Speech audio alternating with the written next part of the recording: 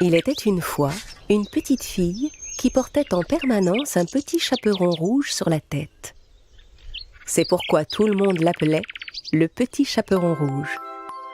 Ma chérie? Oui, maman? Tu sais que ta grand-mère est malade. Tu voudrais bien lui porter les biscuits que j'ai préparés et ces herbes fraîches que j'ai cueillies pour elle? Bien sûr, maman, je m'en occupe. La petite fille, coiffée comme toujours de son petit chaperon rouge, se mit en route pour la maison de sa grand-mère. Ne t'écarte pas du chemin en traversant la forêt des petits lapins, lui dit sa mère alors qu'elle s'éloignait. Le petit chaperon rouge s'enfonça dans les bois en chantant gaiement des chansons. Mais pourquoi on l'appelle la forêt des petits lapins? Je n'ai vu aucun lapin le long du chemin. Le petit chaperon rouge arriva à un sentier bordé de fleurs. Il y en avait de toutes les couleurs.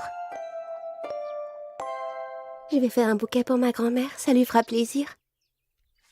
À mesure que le petit chaperon rouge cueillait les fleurs, elle s'écartait peu à peu de son chemin sans s'en rendre compte. À un moment, elle entendit un bruit dans les fourrés. Soudain, un grand méchant loup s'approcha d'elle. Le petit chaperon rouge eut si peur en voyant le loup juste devant elle qu'elle en lâcha le panier qu'elle transportait. Le loup s'approcha et ramassa les biscuits qui étaient tombés par terre. Puis il tendit le panier au petit chaperon rouge. La petite fille était stupéfaite par ce geste inattendu du loup. Oh, merci beaucoup. De rien, où vas-tu comme ça, fillette? Chez ma grand-mère. Elle habite tout au bout de la forêt, dans la petite maison jaune. Elle ne se sent pas bien, alors je lui apporte ses biscuits et des herbes. Ah, vraiment? Au fait, vous pouvez m'appeler le petit chaperon rouge. Tout le monde m'appelle par ce nom. Tu sais quoi, je vais partir devant et aller prévenir ta grand-mère que tu arrives. Ça te laissera le temps de finir ton joli bouquet. Au même instant, il entendit le coup de fusil d'un chasseur qui s'approchait et détala aussi vite qu'il put. Le petit chaperon rouge regarda autour d'elle un moment et, se rendant compte qu'elle était perdue, elle se mit à pleurer. Entendant ses pleurs, le chasseur s'approcha et vint à sa rencontre. « Qu'est-ce que tu fais toute seule ici, fillette? C'est très dangereux, ces bois. Je sais de quoi je parle, crois-moi. Je suis à la recherche d'un grand méchant loup qui rôde par ici depuis un bon bout de temps. » Le petit chaperon rouge était tout honteuse de ne pas avoir écouté sa maman et de s'être écartée du chemin en traversant la forêt. C'est pourquoi elle n'osa pas dire au chasseur qu'elle avait rencontré le loup. Oui, mais je voulais juste apporter des biscuits à ma grand-mère de l'autre côté de la forêt et je me suis perdue. Dans ce cas, petite, je vais t'accompagner jusque chez elle. Et ensemble, ils se remirent en chemin. Au même moment, le loup prit un raccourci à travers les bois et arriva à la maison de la grand-mère. Il frappa à la porte. La grand-mère appela de l'intérieur. Qui est là? Le loup transforma sa voix. C'est moi, grand-mère, le petit chaperon rouge. Je t'apporte des biscuits et des herbes fraîches ramassées dans les bois. La porte est ouverte, ma chérie, tu peux entrer. Le loup, qui se réjouissait déjà, poussa la porte et entra.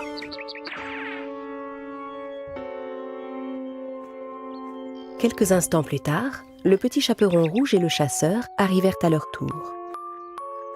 « Maintenant va, ma petite. Cours vite retrouver ta grand-mère à l'intérieur. »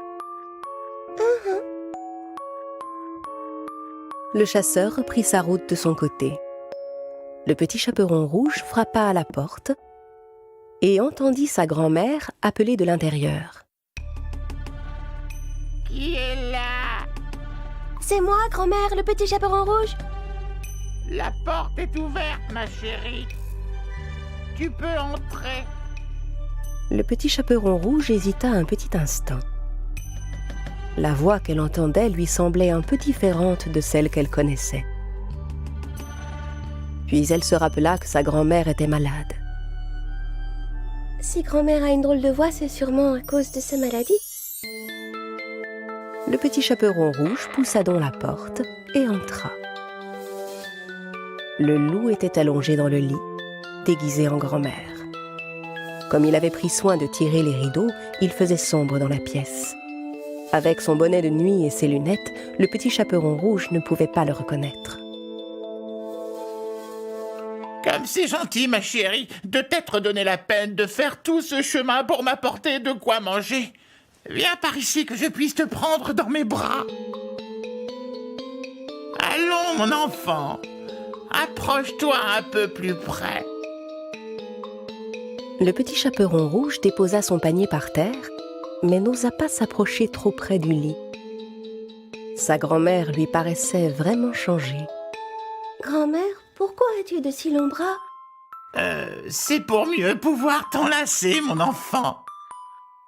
Grand-mère, pourquoi as-tu de si grandes oreilles? Eh bien, c'est pour mieux t'entendre, mon enfant. Mais grand-mère, pourquoi as-tu de si gros yeux? Mais voyons, c'est pour mieux te voir, mon enfant. Dis grand-mère, pourquoi as-tu des dents pointues? Allons, ça va de soi, c'est pour mieux te manger, mon enfant. Le loup sauta hors du lit et se rua sur le petit chaperon rouge. La fillette comprit alors que ce n'était pas sa grand-mère qu'elle avait trouvée dans son lit, mais le grand méchant loup qu'elle avait rencontré en chemin. Heureusement, le chasseur entendit les cris du petit chaperon rouge. Et il se précipita vers la maison. Il entra chez la grand-mère et assomma le loup aussitôt. J'y ai mis le temps, mais je t'ai enfin eu, mon grand méchant loup. Cette fois, tu es entre mes mains. Le chasseur ouvrit le ventre de l'animal et délivra la grand-mère. Merci, monsieur le chasseur, vous nous avez sauvé la vie. Ce n'est rien, voyons. Mais tu dois me promettre qu'à l'avenir, tu ne désobéiras plus jamais comme ça à ta maman, ma petite.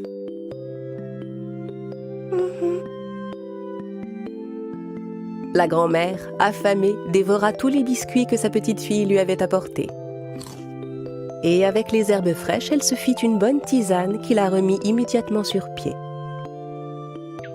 Le petit chaperon rouge promit à sa grand-mère que plus jamais elle ne se laisserait duper de cette manière par un grand méchant loup. La fillette reprit la route dans l'autre sens pour rentrer chez elle, en chantonnant gaiement. En chemin, elle croisa à nouveau le loup que le chasseur avait obligé à nettoyer toute la forêt. En voyant le petit chaperon rouge, le vilain loup eut vraiment honte de ce qu'il avait fait. Et la forêt des petits lapins redevint ce qu'elle était auparavant, pleine de joie, de fleurs et de petits lapins.